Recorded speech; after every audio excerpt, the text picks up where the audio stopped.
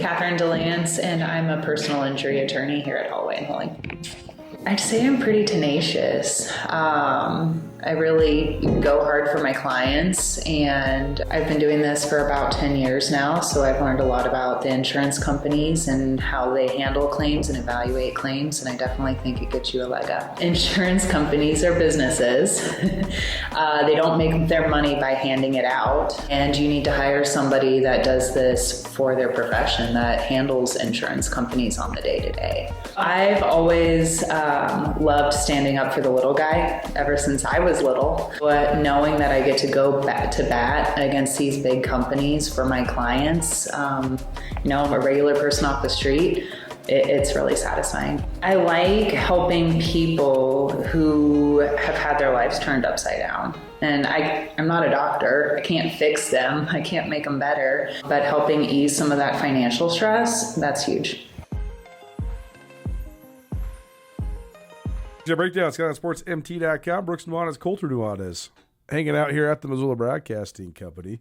Big Sky Breakdown, probably presented in part by Town & Country Foods. We have been loyal customers of Town & Country Foods for a really long time, but happy to have them on board at Skyline Sports. I'm going to Montana State, going to Bozeman for the spring game.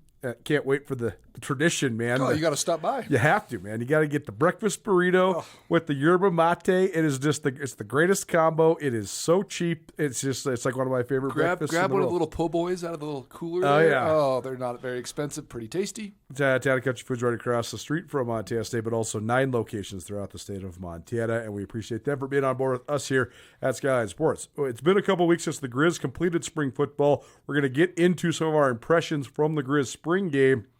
But I want to start with Montana State, and I want to start with what I think is one of the most interesting dynamics that's going on right now, sort of during this off-season football cycle, and that is that Montana State is the now reigning national champions. And yet, because they return everybody besides 8 players from last year's team, 8 seniors, right? Eight seniors, right? And then obviously there was some guys that left in the portal, specifically 3 corners that were very, very talented that went to Power 4 programs, but still not a lot of turnover. But also because of the way that they've been able to operate in these 5 seasons under Brent Vigen thus far, even when they have had turnover, they've so seamlessly replaced it. They've been in this situation before where they've had premier players leaving the portal and they've had guys waiting in the wings that were just as good as those guys, just as productive, all that. So I think that the storylines maybe just don't have as much intrigue because there is so much stability. Like, we know that Brent Vigen can change coordinators every single year on both sides of the ball, and it doesn't matter. They're still one of the best offenses and defenses in the country. We know that they can lose premier players along the offensive line and in the defensive secondary to the transfer portal. And they're still going to be one of the best, units in the country on either side. And it's a great testament to what they've done. But it's also sort of interesting because you'd think that the defending national champs would be dominating the conversation right now, but because of all the turmoil and turnover at Montana, the Griz have maybe got a little more run. Part of that's also because the Griz started spring ball earlier, so they sort of had like a 2-week head start of being the ones that were in the spotlight. What do you make of just the fact that the Bobcats are the defending national champs? And we've talked about like 2 big picture questions for them, but not a crazy amount about the in-depth part of it, because I think we just sort of agree, and not just us two, but like people that cover this team sort of just know where we're at in terms of the proof's in the pudding. They've done it over and over and over again when it comes to roster turnover and coaching staff turnover. Yeah, I mean, I think it's a great question. I think I've been thinking about this a lot, Colter. How do you like this? How do you like this take here? If you're Alabama or you're North Dakota State, sure, and you win a national championship, I think it's more about what you do the next year than it is that year. I think if you're Indiana, you ride out this national championship you just won for a decade. Sure. I think the Cats right now, everyone is like, yeah, you won it. We thought you would win it. Now what do you do? Sure. I think that's a huge piece of, maybe that's not why they're not dominating the headlines right now, but that the consistency, some of the roster, the roster pieces play a huge part of this. But more so, I think it's that people are kind of settled into what they think about him, and they're ready to see what happens next. Well, and that's the thing is, even though it had been 41 years since a national championship at Montana State, they've won national premier program. They've won 3 previous national championships and had been to 2 other previous national championship games during, 3 of the last 5 seasons they've played for the national championship. And even though last year broke a streak that dated all the way back to 1984, it wasn't their first national championship. Like if Illinois State wins that national championship, the talk of a repeat is not even close to. They're not even talking about it. It's not the same. It's not the same thing because that would have definitively been the greatest Illinois State team of all time. Yep. Because it would have been their first national championship. It's the same thing, like you're saying, that the great programs have to go through. Right. That's where North Dakota State was so impressive during the peak of their run, because they were able to challenge the guys and say, well, you're nothing compared to the rest of the lineage at North Dakota State. We've won 8 previous Division II national championships. Basically to be one of the legendary teams, you got a 3-peat exactly at NDSU, exactly. right? Like, it would be the same, even though the Griz have not won one for 25 years, it would be the same thing. Like to be the greatest stretch, you got to go back to back because they had 2 or 3 because they had 2 different teams that went to national championship games back-to-back years and won one. So to do that, like now the Cats are in that same scenario. They went to one and then they won one. What do they do in year 3 with a lot of the same guys, a lot of different guys? It's a really interesting spot that they put themselves in, but a huge testament to them. We've been covering the Cats for a long time now. We always thought they were going to be good. We started this company, Skyline Sports, because of the fact that we knew Montana State had great potential to be even better than they were when we first started covering them. No doubt. Did you ever think they'd be this good? Yes. You did? Not necessarily this good, but yes, absolutely. They have everything in place. Bozeman was always going to be a town that was going to grow. It was always going to be a town that was a nice place to live. Yep. The school has always been a beyond, a top-tier academic institution. And then if you have football heritage like they do, where there are Letterman guys with white hair sitting in the stands. Totally. There's guys that have been around that won national championships that are around the program a lot. Yes. And if you have that, then yes, you always have the potentials. But this good, sure, that's tough. I think that, remember what I'm saying here and what we're sharing in the sense that it's really about what you do with this stretch more than it is that 1 year. There's fans of a certain age under 40, 45 years old who think we're crazy right now because they're like, the Cats have never done this in my lifetime. Sure. But it's all about that history piece. When I'm around Montana State, all I hear about is 84. All I hear about is, 56, right? 56, 76, Sonny Holland, the statue, all that stuff. All you hear about is that stuff, right? And then you get a guy like Sonny Holland who wins one as a player, then wins one as a coach, and you talk about like you have this really strong historic base that then when they go win one, it's more of the monkey off your back rather than jumping on the bucking horse, right? Like the monkey is now kind of off your back, but now it's, can you do it again? Do you come out flat and have a down season? What do you do with the momentum you have now? And I think that will continue to build this offseason. Town & Country Foods is proud of its tradition of providing excellent customer service and quality groceries at an affordable price. Town & Country Foods is proud to be locally owned and operated across the state of Montana, and they are proud to support Montana State Athletics. Town & Country Foods is 100% employee-owned, and they have 9 locations serving towns throughout Montana. Town & Country Foods is in Bozeman, Belgrade, Helena, Livingston, Lewistown, Billings, and in Dillon. Their focus is on great food at a great price with a huge selection of organic and natural foods. For more information, visit tncfoods.com. Well, you would be hard-pressed to find more experienced attorneys when it comes to major felonies, sex crimes, attempted homicides, anything like that, because between Nathan and I and Megan and the rest of the attorneys in the office, we just have a ton of experience in those types of cases. And a lot of that comes from the background in prosecution. So Nathan was a prosecutor in the Marine Corps.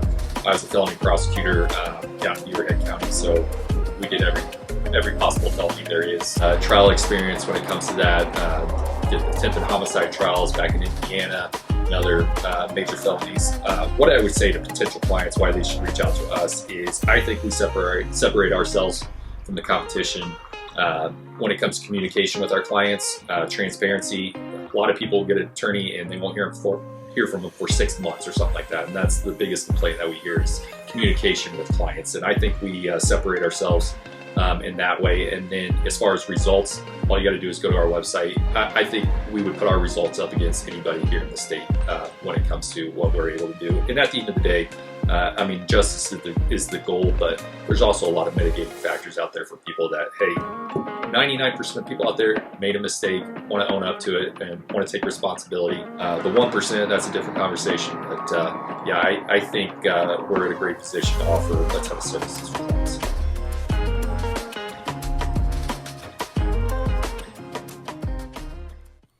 Thanks, everybody. TownSkylineSportsMT.com, probably presented in part by Town Pump. Town Pump has kept us fueled up all season long. Appreciate them for all their continued support of what we got going on. We go to and from all across the state of Montana, all across the western United States. And Town Pump's getting us from here to there, no matter where you're at in Montana. There is a Town Pump near you. That then is, to me, I think the big question mark this year is how do they handle sort of the pressure That's everything. of being the team with the target on their backs. The fact, though, that the guy that's driving the train, Brent Vegan, has been in this scenario before as a coach at North Dakota State. The fact that he played at that program as well, so he knows about this, just the what it takes to be a program that is a perennial contender. And then, like you mentioned, I think that like the support system is one of the things that gave us so much belief in what Montana State could become. So many of the people that have been so good to us, that have supported us through all these years and through all the ebbs and flows of Bobcat football and all the different coaches. I mean, we've covered 4 different coaches at Montana State now, and multiple athletic directors, et cetera, et cetera. I think that those folks have a really good. First of all, they have a big influence on the mentality of the dynamic of the existence of the Cats in general. I also think that a lot of them are going to be excited to be that team that is sort of the front runner, the team that is a target on their back. And I also think that one of the biggest advantages this Montana State team has is they sold all their best players on coming back to run it back. No doubt. That is the thing. They told the Taco Dallars and Justin Lamsons and Titan Fleischmans and Braden Zimmers of the world, you can go get your money wherever you got offered. That's all fine and dandy. You go back to back at Montana State, you're immortal. You'll be remembered for 100 years. And testament to all those guys. Basically, all of them bought into it. What do you think of just the challenge Montana State has in front of them, though, in terms of managing this? I think it's tremendous. I mean, first off, I bet Brent Vegan goes as hard as he's ever gone in his entire life because, again, he understands this opportunity. Yes. This puts you on a whole different level when you have this in front of you. It's been really interesting. He has made himself less accessible to the media during this spring ball. Not surprised. He has been, he's done like 3 media things in the last 5 weeks, and he's talked a lot of big picture stuff, and he's given a little bit of credit, but a lot of it's just been, we got to be better here, we got to be better here, we got to be better here. He's been constructively critical of his football team. Again, I think he'll go as hard as he's ever gone in his life. He's got a little more fire year after year, and I think that this next year, I think he's going to go hard, and he will be nonstop critical of himself and of everything that's happening, the coaching, the play calling. I think that he will put the pressure to make sure that everyone knows what the standard is. But when you talked about some of the support folks, even the fans that we know so well, you talk about some of maybe the coaches and players that have been there, been around, kind of understand the heritage, the history of this whole thing. When let's just say, like, I don't know, Northern Arizona, week 5 or 6, it's a 7-point game in the third quarter. Could be some puckering going on here, you know, because it's going to happen. There's going to be a game this year where you maybe not blow out a team that you think you should or something, and there's going to be some serious questions and some doubts, and that's human nature, right? But once you kind of get over that hurdle and you find a stride, if they get going towards the middle of the season here, I think the momentum will carry them to heights that we've never seen. Is there a chance, though, they just absolutely first half lambast everybody? First half TKO everybody like they did for 2 straight years? Yes, I think there's absolutely a chance. But who did they play last year in a tight game? Maybe it was in the playoffs. Yale. If that game happens, there'll be some puckers, because last year there was. But there'll be like some, what is happening? 10-7 in the third quarter. Like, this can't happen. Yep. And that'll be amazing to watch from our perspective. I don't wish it upon anyone because it'll be quite stressful if that's who you're rooting for. Yeah. And there was obviously there's always circumstances, there's always nuance to any of that stuff. And Yale, I thought was, first of all, you got a bunch of really smart guys that came in with a great game plan. Also, your big boy in the middle, Paul Brott, was playing on one leg. Oh, of course. There's always circumstances. And Yale said, we got an NFL guy, Josh Pitzenberger. We're just going to run it straight up the middle and see what you guys got. Challenge those inside linebackers that were already sort of playing on a thread as well because they'd been, in the meat grinder for 14 weeks already. But no, you're right. There always is a moment when you get tested, right? I mean, their early tests they were all early, right? They lost to South Dakota State. They lost 2 of them. They were all. I mean, they did not blow. If you were to say, what do you think the score of Montana State versus Mercyhurst was, and you didn't know, you'd be completely shocked that it was 17-0. Right. And then they went out the next week and won 59-3 over Eastern Washington to open up conference play. So it is. It's going to be fascinating to navigate. But I think all of that is such storylines then for later, right? That is way more prevalent once we get to July, August, September. We're actually on the horizon of this season. So for the here and now, I'm so interested to see, first of all, their offensive advancement, just because this is the first time in a little while that they have the same quarterback in Justin Lampson, same offensive coordinator in Pete Sturbeck, a lot of the same offensive skill players. They should be stacked at receiver. Those guys are going to understand the concepts at a very high level. So I expect them to hit the ground running offensively just in terms of execution. Defensively, sort of same deal. But I do think there is some actual personnel intrigue on defense because I do think you have to find somebody to solidify the back end. They've recruited really well on the back end, but replacing 3 guys that, were 10-point-something seconds in the 100 meters that were all willing tacklers, those corners were, I thought, the X factor last year for Montana State. So on Saturday, what do you think the most intriguing parts of maybe what's going to play out during the Sonny Holland spring game? Yeah, I mean, all of those are intriguing, and I do think the secondary will be the most interesting part to me, but also I would love to see where the depth falls on the offensive line. We've talked about both those groups quite a bit, but I think it's the key to a national championship run, especially in this day and age, especially in the 4-2-5.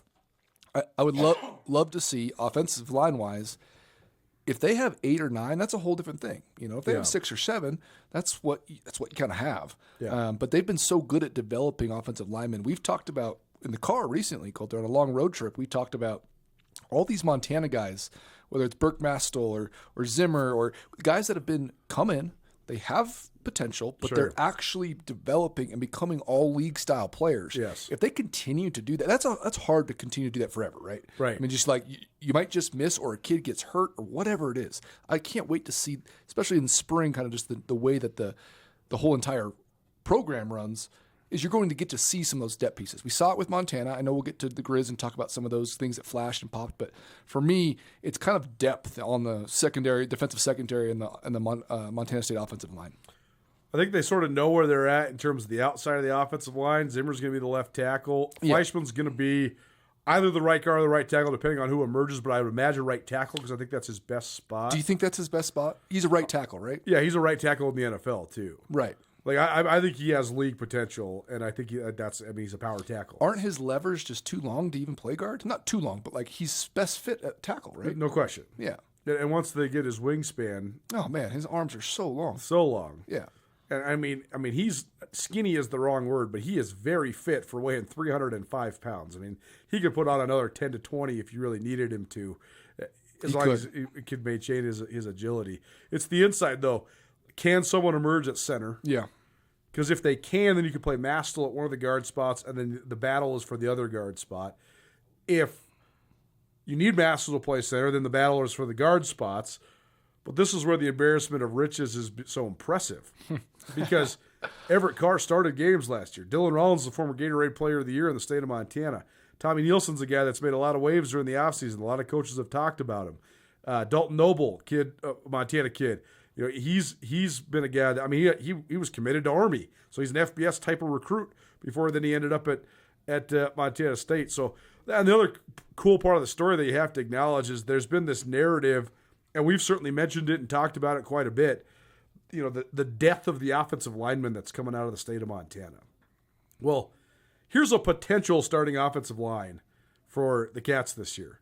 Braden Zimmer from Billings, Montana at left tackle. Everett Carr from Bozeman, Montana at left guard. Burke Mastel from Red Lodge, Montana at center. Dylan Rollins from Missoula, Montana at right guard.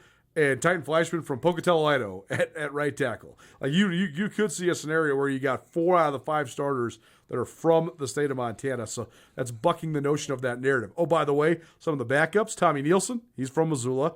Dalton Noble, he's from Boulder, from Jefferson County High School, excuse me. So, I mean, you got 7 dudes from Montana. They're going to almost certainly be in the top 10 there for the Cats. So they're sort of dispelling that notion that you can't get the big boys up front from the state either. And maybe outside of Zimmer, all those guys were fully developed, almost from the darn near ground up. There's some good recruits there. Sure, right. I mean, Zimmer had to gain the weight too, but he kind of seemed like he had the frame from day one. Sure. He had the hands. He had the skill. Those other guys, yeah, they're good players, but like they had to be developed to get to this point, which is such a testament to what it takes and the commitment to a program. And when you get guys rolling, strength and conditioning wise, they understand their role and they get to actually develop in a program. This is the kind of the results. But you gotta love to see the Montana kids up there. Big Sky Breakdown, SkylineSportsMT.com. Brooks Nuanez joining me, Colter Nuanez. Thanks to our great friends at Jewelry Design Center. Jewelry Design Center. I went and got my ring cleaned there today. They'll do it for free. Go visit them on Brook Street in Missoula, across from the Montana Club. Jewelry Design Center, your jeweler for life. The last thing I want to talk about for the Cats, so we'll switch gears to the Griz here. For most programs, most teams, you lose 4 senior defensive linemen, including a captain in Paul Brott, a captain in Kenneth Iden, both those guys first-team all-conference players, plus 2 more all-conference players in Alec Eckert and Hunter Parsons. And you're in a rebuild scenario. They've got a bunch of guys that have played, led by Zach Cruz and Talon Marsh, Dom Solano, Zach Black. All 4 of those guys got plenty of reps last year. Two-part question. Do you believe in those guys' ability to become the headlining group? And secondly, how important is that for them to develop a second group like those guys have been for the Cats the last 2 years? I would say yes to the first part. No question they can become headlining group. But I think even more importantly is developing those guys behind them. Yeah. Because in the 4-2-5, you do a lot of your pass rushing from that front 4. And there's been spot players. Kenneth Iden was kind of the rotating guy, the third down guy. And Zach Cruz has been that the last year, where you kind of come in and you're getting 7 to 10 sacks, but not playing starter snaps. That's a huge role in any team, let alone a team that wants to function like that defensively. But yes, that group you named, I mean, especially if they take a step. We know that Zach Cruz is probably, kind of a surefire all-league style of player. I think you could say that about, Zach Black, Dom Solano. I think they're edging that. Talon Marsh played well last year in his minutes. He's pretty damn athletic for his size. I mean, he's a true 300-pounder, right? I mean, I haven't seen exactly what he's listed at, but I think they listed about 290 right now. He can move and shake for being a big boy. But we've seen it in all defenses, whether we talk about the Griz 3-3-5 or this 4-2-5 here at Montana State. That true inside guy, the Paul Brott of the world, is so important. And it's, I think, so undervalued, also misunderstood of what kind of player you have to be impactful in that role. And the guys, we're just so used to it. There's always this guy in the middle, this plug that can stop the run, can rush the passer up the middle, that can just create chaos, let alone beat people up and make the game physical. Harder than it sounds. It's not just like a plug and play. This guy is the next one up. He's got the size. You got to have the effort, the wherewithal, and the consistency to pull that off, which I think is probably something that throughout the season will be a huge factor in how this team does. The fact that Talon Marsh he's the all-time leading sacks guy in Helena Capital history. Is he really? And playing out on the inside during high school. Really? Too. Yeah. Wow, that's awesome. So I love it. I mean, the fact that he was that disruptive, do you think does that give you confidence in his ability to accelerate? No doubt. And he's a head slapper. He's a guy that kind of likes to get after. He kind of likes to mix it up a little bit. Like, he seems like you don't want to find him in a parking lot kind of guy. So those kind of guys are what you need at that spot. And yeah, inherently, again, I think that we all get used to just having those guys there. If all of a sudden you just don't, due to injury, due to attrition, due to whatever it may be, it will play more of a factor than almost any role on either side of the ball.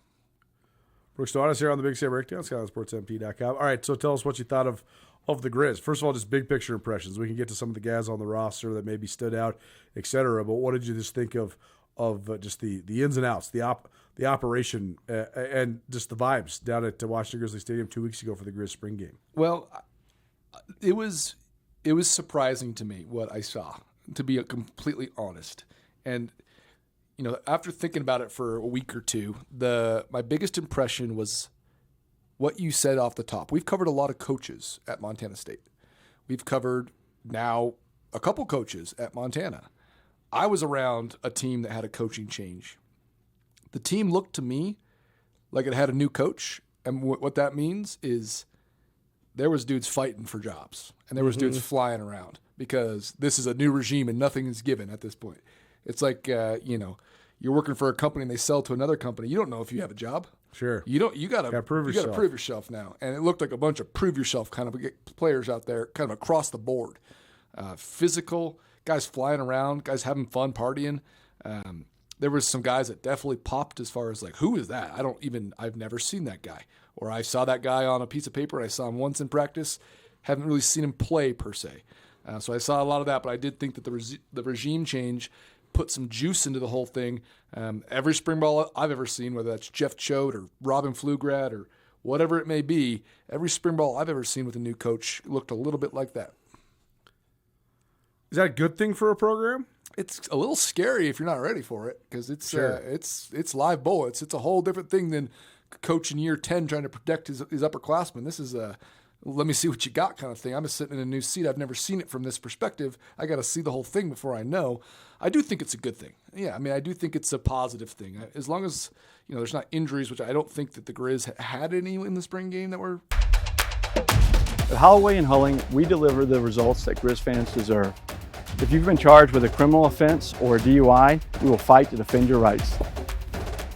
If you've been injured in an accident, we have the offense to get you the compensation you deserve. Choose the right team. Choose Holloway and Hulling for proven criminal defense and personal injury legal services, a proud partner of Grizzly Athletics. Visit us soon at our new downtown location or check out our website for more information. Cash Pawn, Missoula's #1 pawn shop. You want money? We got money. You need money? We got money. We're cash. Do yourself a favor and make Cash One Pawn part of your online shopping habits. Cash One Pawn has an awesome online inventory, everything from firearms to power tools to speaker equipment to jewelry. Visit Cash One Pawn today. Cash One Pawn. 8720 Roller Coaster Road, cash1pawn.com. Is a jewelry design center. JDC is a family-owned business with deep roots in Montana. Why Montana? Because this community made us family, made us artisans, made us believe in love, made us hometown heroes. Because this community made us shine. Why Montana? Because Montana is home. Nothing that was totally noticeable, no. Nothing, no knee, blown knee, no stoppage of the game for something. No. As long as that all happens and you kind of get out of the spring clean, I think it's great to kind of put some energy into the whole thing. So the thing that I thought was most striking about it was, well, several things. I've already done my more than 2 cents, my 5 cents on the offensive line. If you want to check that out, you can find it on my hits last week with Samuel Kim and Ryan Tutel, but it was objectively different. Like they were just firing off the ball, and you can just tell it's a different style of coaching, different style of fundamental operation, different style of execution, different priority, all that sort of stuff. But the other part was going into it, we knew that Kale Ayat was not going to play, and that Luke Flowers had busted his hand, so he wasn't going to play either. That's your top two quarterbacks. You combine that with the fact that they're bringing in a kid out of Moses Lake, Washington named Brady J., who's a highly regarded 3-star recruit. He's going to probably be the inside track guy to be your third-string guy. He'll probably be the fourth-string guy on the chart. But if there was 2 injuries, that's probably the guy you accelerate up to get there. Who knows what happens with these other guys? The point being, with Gage Slider and Cody Schweikert and the Price kid, Drew Price, operating at quarterback, I expected it to look like a disaster. Like I expected to not be able to analyze anything because I just thought the quarterbacks were going to just be so bad that nothing else was going to be able to function. That was not the case. I thought all 3 of the guys functioned fine. I thought they operated just fine. Which is surprising. That's rare. It is really rare. That is rare. Usually, but I think that's a testament to the sort of the vibes around the team. And I'm not saying what I saw was a true indicator of a team that's going to be a double-digit win team and a national championship contender, but because of what I thought, like, worst case scenario here, you're going to have a coach and a coaching staff. They're still coming together. a guy that's never been a head coach before, Bobby Kennedy, operating his first live session in front of fans, and he's doing it without a quarterback that's ever taken a snap in a game. This could just be a complete mess. And because or a straight punt. Exactly. And so then because I projected that, then I left the field feeling completely blown away with how impressed I was. Yeah. Not saying it was the most impressive session I've ever seen or that I'm ready to anoint the Griz as the preseason favorites in the Big Sky or as a national championship contender. It just went a lot better than I thought it was going to go. Yeah, absolutely. I totally agree with you. I was not like absolutely floored with the level of play. Sure. I was floored with the mentality and the energy. And then some of the guys that, as you mentioned, should have been punts, and they weren't. They were actual players. And I thought across the board, you also saw so many new guys that it's a different spring session. Like, you're going to be a little bit let down if you watch, I don't know, some veteran play for Montana State, play 10 snaps. Like, Adam Jones probably isn't going to light the world on fire next week. No. Or this week. Right. Like, he'll probably get a handful of carries, maybe not. But he might get a few touches. He might score a short touchdown or something. But he's not going to have 15 carries for 80 yards. It's not. That's not what's going to happen there. But with this, there was so many new guys that everybody was a little bit new. Like, there was so few that were, surefire. They've played a ton of ball. Couple here and there. A little bit on the offensive line. You saw a couple guys that had some reps, but not really. Defensively, new guys all over the place. I mean, you saw Peyton Wing flying around, sure. But then stand next to him, in front of him, new guys, different looks. So that also makes it just a different experience of a spring ball, which, as you mentioned, Colter, I left being like, have no idea what the ceiling is, but I think that there's definitely a floor, and it's pretty high. Off the top of your head, was there a player that you just thought, wow, I haven't seen that guy operate much, but that guy was impressive to me? Oh, man, there was a lot. I'll tell you the first two guys on my list because I think they're going to resonate with you. Yeah, please. Defensively, Styles Goodman, number 48. It's probably the guy that popped the most in the whole game. And offensively, Hashim Jones, number 28. Yeah, I mean, I'd seen Jones a little bit, so I was a little bit more familiar. I kind of knew his style, at the very least. I mean, I'll just scroll just a little bit. I'll just give you a couple, just kind of in order here. I thought that the kid from San Diego State, number 2, Hunter Haynes. He was playing safety, yeah. Playing safety. I thought he was a pretty good player. I was actually relatively impressed. I thought that the Legend Lions kid from Minnesota was a stud. I mean, he had the play of the day, right? Yeah, touchdown in the corner of the end zone. I had sort of missed them. I knew that he was a transfer from Minnesota who had been a highly regarded recruit. That's why you get a Big Ten offer. But I had missed the memo that he is from Charter Oak, which is a big time high school in California. No doubt. And that's where Kevin Cassis went. Ian Book, the former Notre Dame quarterback, went there. And there's been a lot of guys that come out of there. Coach Farrar has done a great job. I mean, they have D1 guys all the time. Like if you are going into Charter Oak and recruiting, you're recruiting against USC and UCLA. Yep. Like a lot of times. So that guy's a big time recruit. And I mean, Russell Westbrook's cousin got a little bloodlines there too. So I was impressed with Legend Lions as well. I thought the Adama Fall kid from Arizona State. Arizona State. Number 8. I thought he popped. I liked the Carroll kid, 16, safety. Braden Orlandi. I liked him, and I also liked the South Dakota kid, the Payne, Ashton Payne, 21. Yep. At safety. Both. I thought that I thought Caden Boyd had played well last year. He had some ups and downs, gave up some big plays, but overall I thought like it was probably a growth year for him. I don't see how he's not going to be a better player coming into this year. But if you add three more guys, like the two I just named, I mean, you start to really solidify that group there. And offensive line-wise, I thought Lucas Freitas popped, man. He did. Played both sides, so we got to analyze him. He was switching back and forth between the maroon jersey and the white jersey. And going right to left. Yep. Yeah, I thought he was good, man. I mean, I'd seen him a little bit before. He's a upperclassman, big guy. I thought he absolutely popped. So those are kind of a few off the top. I could find a million more. I mean, there were so many new guys, right, that it was hard to say that you got enough time to evaluate. But I think those guys, and as you mentioned, Hashim Jones is going to be a great spellback for Eli Gilman. Other people, I've had 5 people say, hey, if Gilman were to be out, like we're not going to miss a beat with Jones. Put the brakes on that, okay? Eli Gilman is I did a bit on that yesterday. One of the best players I've ever seen in my life. Okay, yeah. I think that he is as good of an FCS player as you're going to really find. I think Hashim Jones is an awesome player, especially for this level. I think he's going to be impactful, no doubt.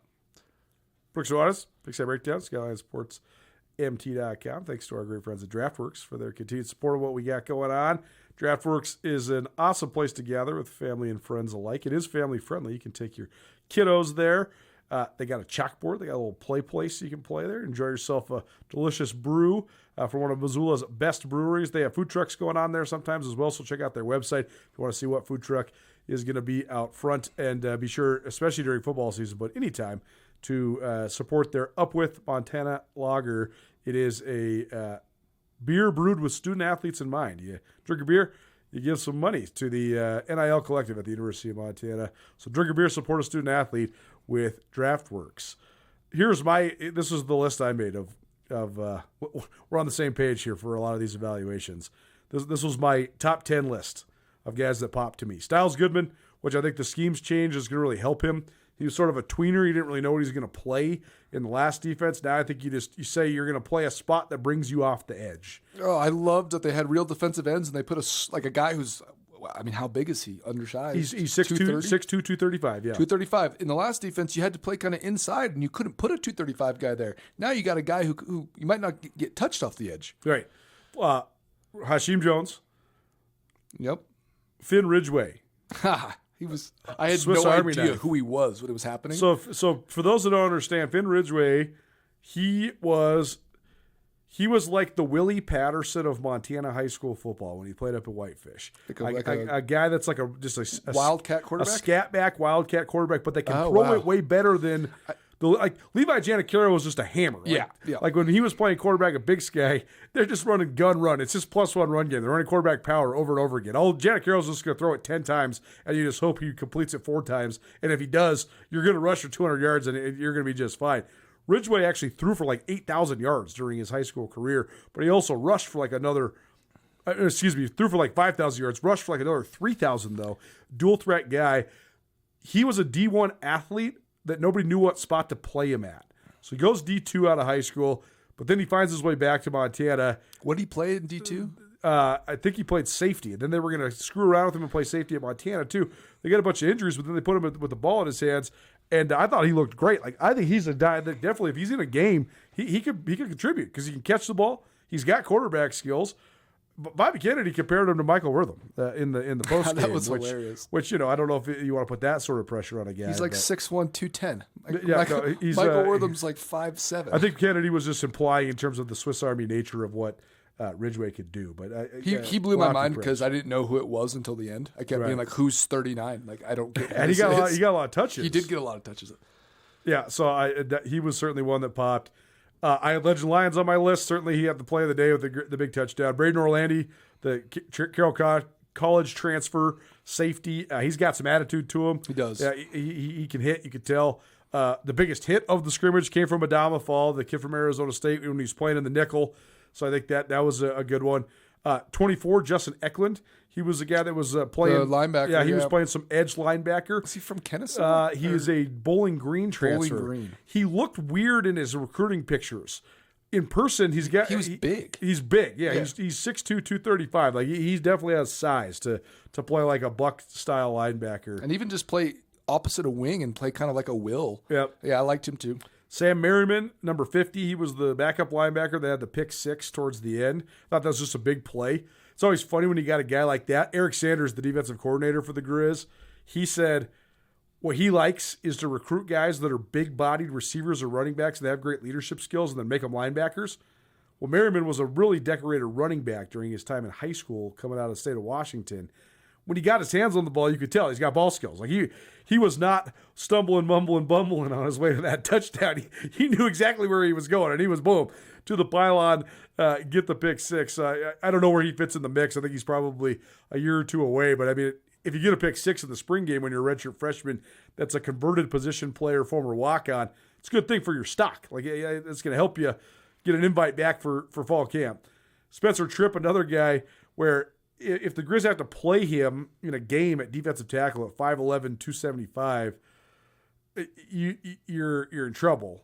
But the fact that he got a bunch of playing time in the spring game, I think it's just validating that he deserves to be on the team. Like he's a walk-on kid from Big Sky, and I think he's earned himself a roster spot. But the other two guys I wanted to talk with you about that I thought were super impactful. First of all, number 88, Reese Brooks, the tight end transfer from Cal Poly. He is a smooth-looking dude. He's got a lot of size. He moves really well. I thought his route running was really impressive. Brent Pease talked about him by name in our spring ball preview, so I thought Brooks was really impressive. He had a couple nice catches up the sideline, and I mean they've had good tight ends, but they've been more extra blockers rather than in the passing game. Josh Gale was good in the pass game the first month last year, but then he sort of disappeared. I don't know if that's because of injuries or what. More athletic, stretch the field, line them up with the slot type tight ends could be very beneficial to the Griz offense. You know the name of this podcast. Throw it to the tight end. Throw it to the tight end. I mean, yeah, Reese Brooks looked great. They got the Danny Sermons of the world, and what's 44's last name? Titus. That kid can absolutely block. Titus Rohr. Yep. He can absolutely block and hold the edge. He can catch a little bit. He had a catch in the game, but I agree. I mean, forever and a day, Montana has had tight ends that you could throw the rock to. I mean, It's been back in the heyday of this thing. That was like a huge position, especially run a little flag route in the middle of the field and catch a tight end right at the base of the field goal post. Celebrate party with the boys. I mean, that's been a thing for a long time. You could see Montana maybe wanting to get back to that. Okay. Sarah, what up, E? What's going on? Man, those are some nice medals.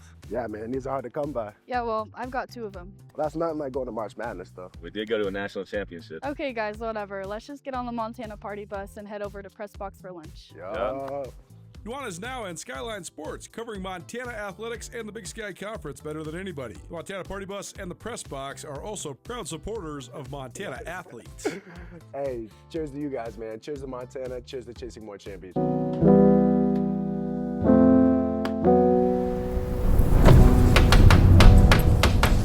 Hello, my name is Kelly Ayat, quarterback at the University of Montana. In the off-season, it's important to do everything you can to prepare for the season. In high school, that means funding your program. In my experience, Vertical Raise is the ultimate online fundraiser platform.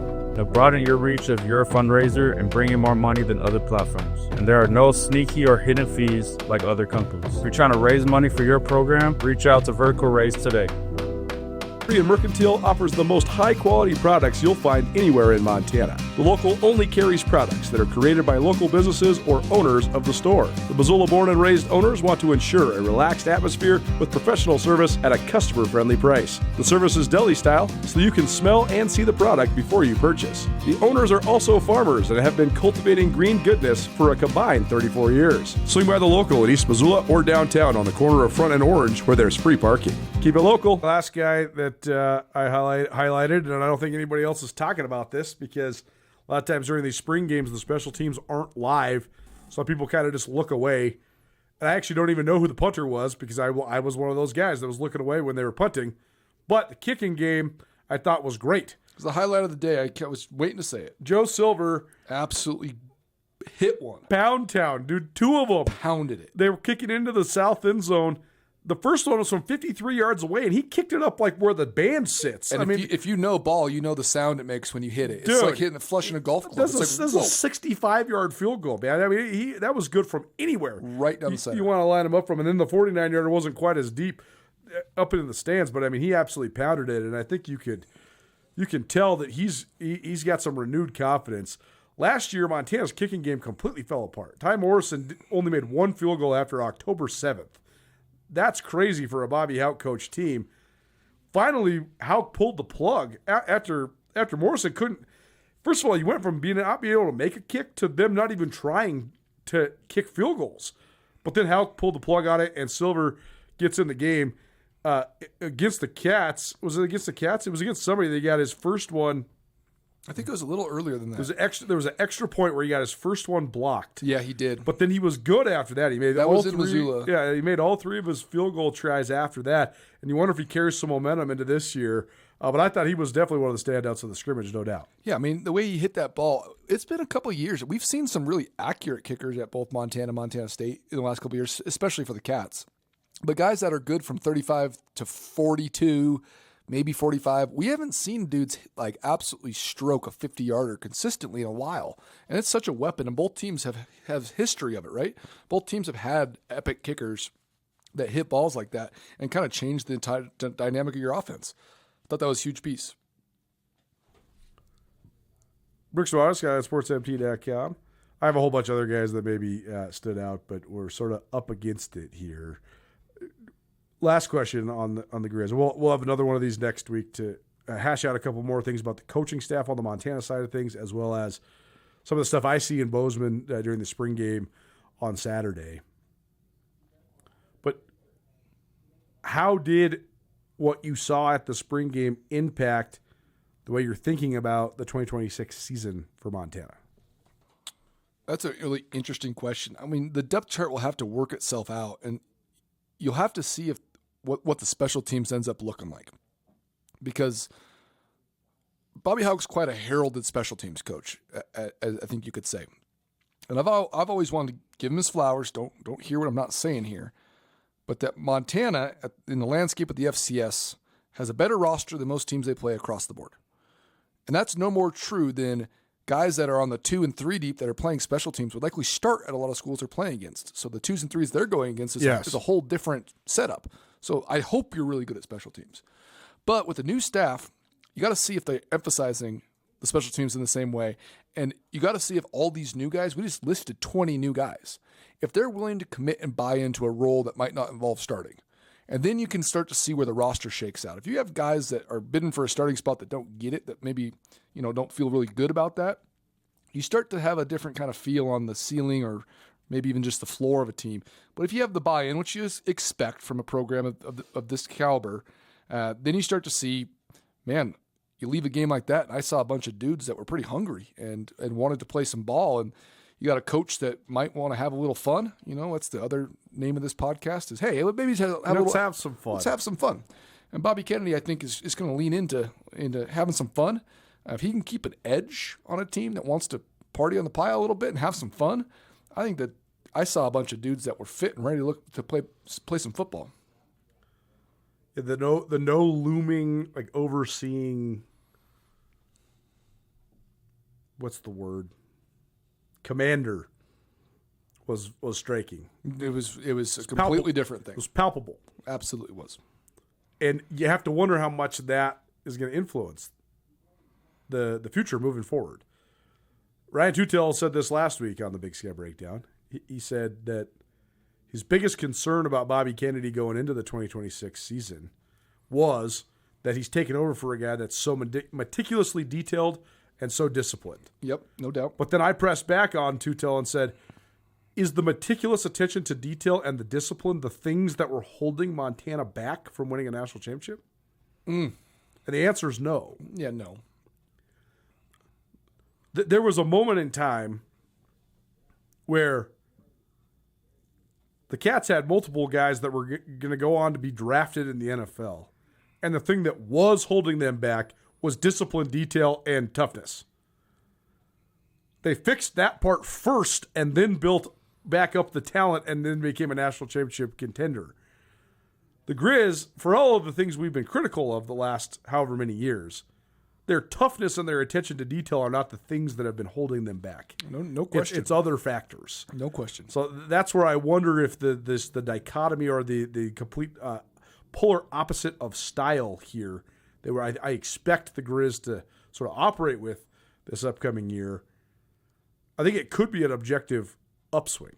I 100% agree. I've said a lot this offseason, Colter. I think, and time will tell, I think this staff is going to be more about the Jimmies and Joes than the X's and O's. Sure. And you can get Jimmies and Joes at the University of Montana. Correct. And there could be potential that we end up finding out or kind of evaluating that the over-scheming everything, or rather just the scheme in general, was holding back some Jimmies and Joes from letting it rip. For an example, the Griz have one of the most diverse offensive playbooks I've ever seen. They've had the same offensive coordinator now for 3 seasons in Brent Pease. They didn't have go-to concepts that they've run. Not really at all. Like, if you were to go through every catch that Junior Bergen had, there's a couple, like they would run, what do they call it? The sail route. They would run that sail route with Bergen. That was one of the go-tos. Other than that, though, I bet you that 80% of Junior Bergen's catches in his career were on different plays that were fully schemed up for that week against a specific coverage. That's impressive. It's really impressive from the coaching staff and the players. It's also detrimental to the way that college football is supposed to be operated. No doubt. Like, how have the Cats gotten to this point? I hate to always go back and forth between the Griz and the Cats. It's not just that. It's the old North Dakota State adage. We are going to tell you we're running A-gap power. We're still going to run it down your throat because we got who we got and you don't. And that's how we're going to operate. I would just love to see, like there's a beauty to football when you're maximizing your matchup advantages.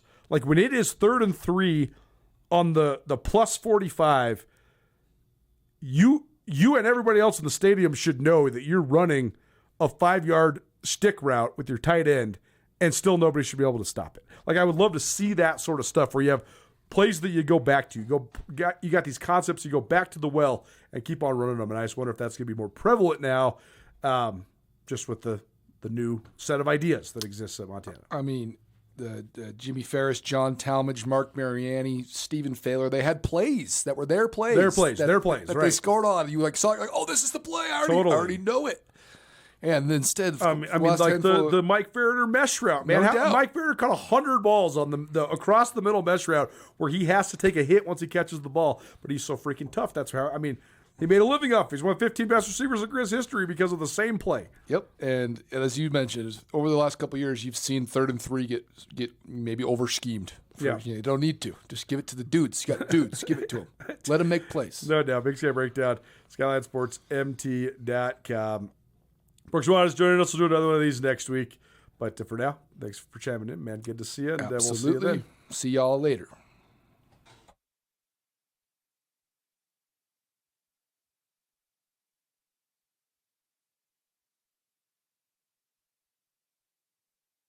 Join Town Pump's Pump It Up Rewards Plus program and never pay full price for fuel again. Save 5 cents on every gallon every day at any Town Pump across Montana. Plus, earn and redeem points on your favorite in-store items to get free stuff with our clubs. Stop in and pick up a rewards card. Download the Pump It Up Rewards Plus app today. Or visit townpump.com/rewards to register and start saving.